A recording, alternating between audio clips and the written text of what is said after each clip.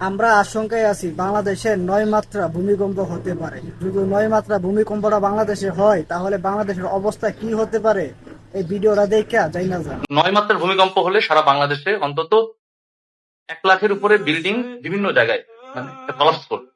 এবং আমরা first responder হিসেবে আমাদেরও বেশ কিছু স্টেশন, আমরা নিজেদেরকে আগে বলছি, আমাদেরও বেশ কিছু স্টেশন কলাপস করবে, বড় বড় ভবন কলাপস করবে।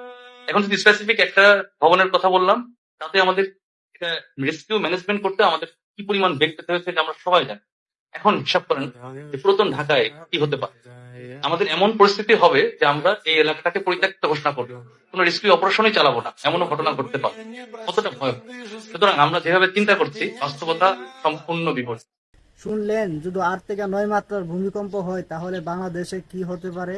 নেপালে আর তুরস্কতে যে ভূমিকম্প হয়েছিল এটা তো দেখছেন আপনারা কম বেশি কি ভয়াবহ অবস্থা ছিল। বাংলাদেশও তার চেয়ে ভয়ঙ্কর বিষয় হলো।